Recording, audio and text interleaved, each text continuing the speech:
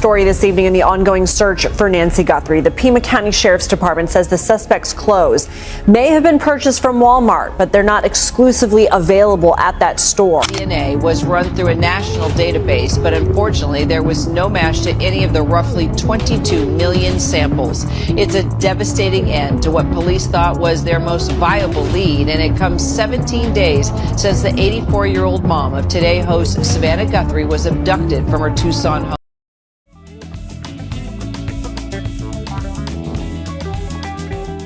Top story this evening centers on the ongoing investigation into the disappearance of Nancy Guthrie. Authorities from the Pima County Sheriff's Department continue to pursue every possible lead in the case, but new developments have complicated what once appeared to be a straightforward investigation. Recently, investigators revealed that clothing believed to have been worn by a potential suspect may have been purchased from Walmart. However, officials emphasize that those items are not exclusive to that retailer, making it difficult to narrow down where they were actually obtained. At the same time, DNA evidence recovered during the investigation was processed through a national database containing more than 22 million samples. Unfortunately, there was no match. For investigators, this was a devastating setback. The DNA analysis had been considered one of the strongest leads in the case. Without a match, detectives were forced to return to square one, revisiting evidence and searching for new clues. This troubling development comes 17 days after Nancy Guthrie, an 84-year-old woman living in Tucson, mysteriously disappeared from her home. Nancy was not only a beloved grandmother and mother, but also the mother of well-known television host Savannah Guthrie. Her disappearance quickly gained national attention, drawing the concern of both investigators and the public. But before jumping to conclusions about what might have happened that night, there is one detail investigators say may have changed the direction of the entire case. It began with a phone call. Not just any phone call, a conversation that reportedly referenced a staggering amount of money, $5 million. When authorities first began examining Nancy Guthrie's disappearance, they believed the explanation might be relatively simple. Perhaps a burglary gone wrong. Maybe an intruder searching for valuables who unexpectedly encountered the homeowner. In many cases involving elderly victims, investigators initially suspect a random break-in or opportunistic crime.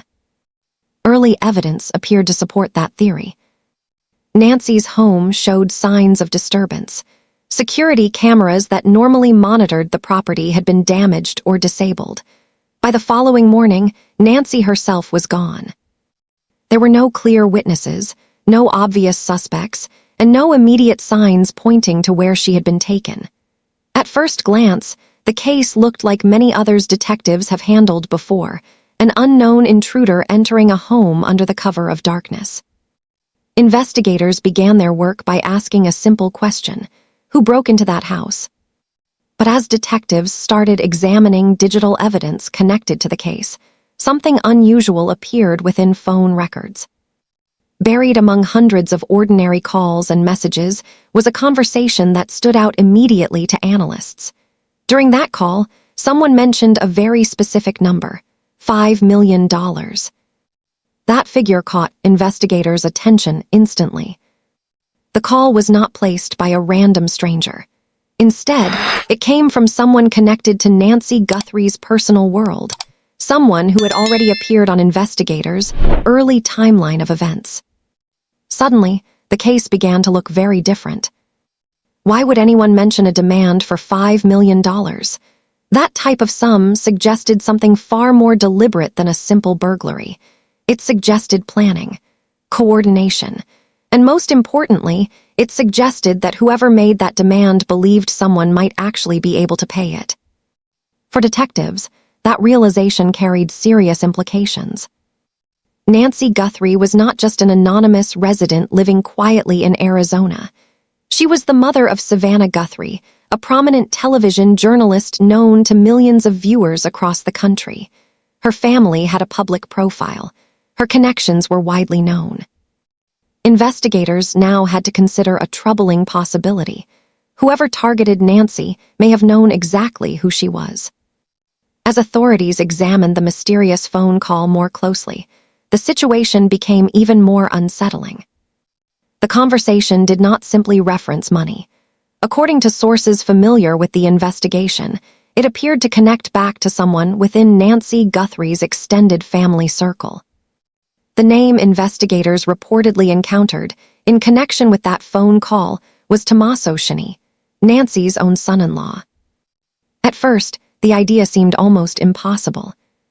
Family members are always interviewed early in any investigation.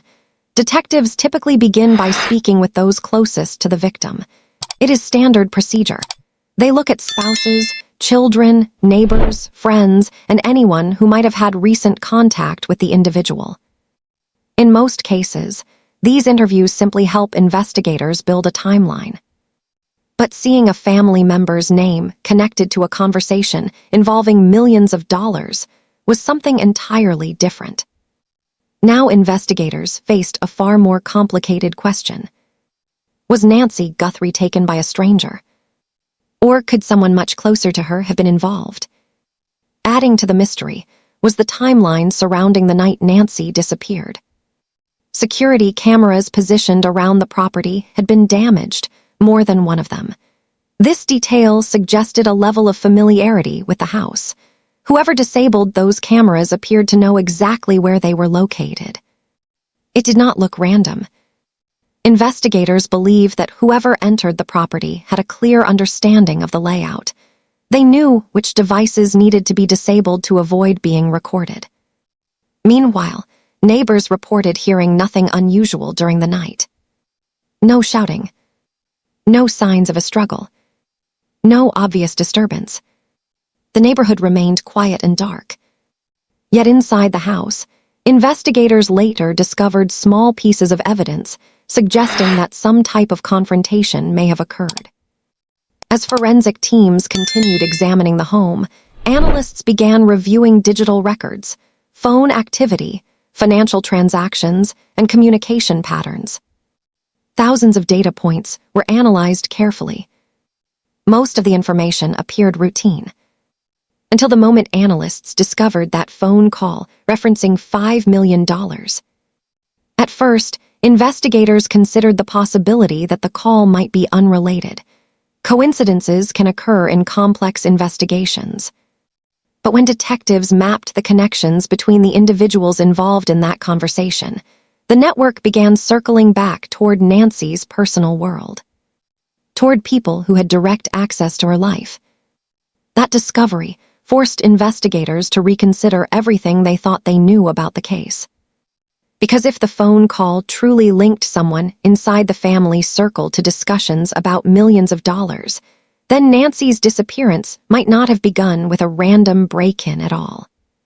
Instead, it might have been part of something carefully planned. Something involving individuals who already knew who Nancy was and what her family represented. Detectives now faced a possibility they had hoped never to consider. What if the key to solving Nancy Guthrie's disappearance was not hidden in the shadows of a stranger, but much closer to home? As investigators continued analyzing phone records, financial trails, and communications linked to that mysterious call, one troubling question began to echo throughout the case. Was Nancy Guthrie taken by someone she trusted? Nancy had lived quietly in an affluent desert neighborhood near Tucson. Her home was comfortable but modest, surrounded by landscaped gardens and wide driveways typical of the area. Neighbors described her as warm, friendly, and deeply devoted to her family. Despite her daughter's public career, Nancy herself preferred a private life. The night she disappeared seemed completely ordinary, at least at first. But subtle details soon emerged. Security cameras that normally monitored the property suddenly went offline. Motion sensors inside the home triggered alerts that were unusual for that time of night. Investigators also noticed signs that someone had been on the front porch. Objects appeared slightly disturbed. There were footprints in the dust. Individually, these details might not have seemed significant, but together they painted a troubling picture. By the following morning, Nancy Guthrie was gone.